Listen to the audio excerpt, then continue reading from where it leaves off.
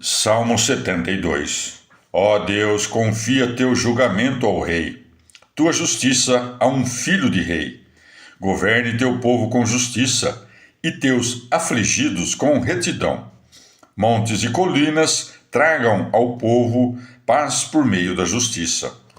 Que ele defenda a gente oprimida, salve as famílias pobres e esmague o opressor. Que dure em companhia do sol, diante da lua, de era em era. Desça como chuva sobre a erva, como chuvisco que empapa a terra. Em seus dias floresça o honrado, e haja prosperidade até que falte a lua, que domine de mar a mar, do grande rio aos confins da terra. Em sua presença se curvem os beduínos, e seus inimigos mordam o pó. Que os reis de Tarsis e as ilhas lhe paguem tributo. Os reis de Sabá e da Arábia lhe ofereçam seus dons. Todos os reis se prostrem diante dele, e todos os povos o sirvam. Porque ele livra o pobre que pede auxílio, o oprimido que não tem protetor. Que tenha piedade do pobre e desvalido, e salve a vida dos pobres. Que o resgate da crueldade e da violência, e tenha seu sangue em grande apreço. Que viva, que lhe dê ouro de Sabá. Rezem por ele continuamente e o bendigam o dia todo. Sejam abundantes as messes do campo e se agitem no alto dos montes. Seu fruto esteja viçoso como o do Líbano e os feixes como erva do campo. Que seu nome seja eterno, brote seu nome diante do sol. Que todos os povos o felicitem e o invoquem como bênção. Bendito seja o Senhor Deus de Israel, o único que fez maravilhas. Bendito para sempre seu nome glorioso, e que sua glória encha a terra. Amém. Amém. Palavra do Senhor. Transposição cristã do Salmo 72, por Luiz Alonso. O nome que a tradição rabínica deu ao rei do Salmo é o de Messias. Os cristãos acrescentam a identificação como Jesus de Nazaré. O testemunho dos antigos é unânime, e o primeiro ponto de apoio, e talvez o mais forte, é o texto de João 5:22. O Pai não julga ninguém, delegou ao Filho todo o poder de julgar, para que todos honrem o Filho como honram a ele.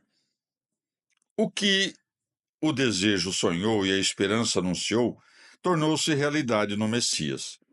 As hipérboles deixarão de sê-lo, e para os cristãos a realidade supera maravilhosamente o imaginado. O Messias glorificado, sentado à direita do Pai, recebe o reino universal e perpétuo, um reino que não é deste mundo. Olhando o ato final, Paulo anuncia no Areópago, porque indicou um dia em que julgará o universo com justiça, por meio do homem que designou. Proposta a transposição global, podemos articulá-la em alguns caracteres fundamentais desse reinado universal e perpétuo, de justiça e paz, de salvação e libertação, contra os opressores e em favor dos pobres. Esses traços suscitam ressonância no Novo Testamento. Reino eterno, Lucas 1:33. Reinará para sempre na casa de Jacó, e o seu reinado não terá fim. Reino universal. A adoração dos magos representa essa homenagem. Mateus 2:2. Onde está esse rei dos judeus que nasceu? Pediu-lhes informação sobre onde tinha que nascer o Messias.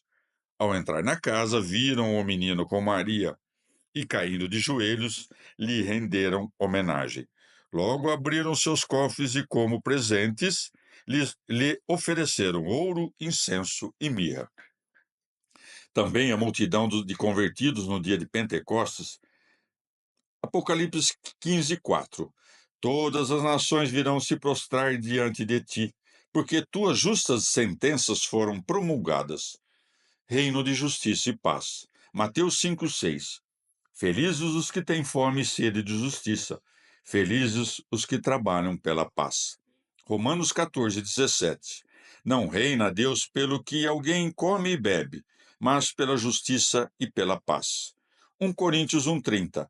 Ele se fez para nós justiça. Efésios 2,14. Ele é nossa paz. Tiago 3,18.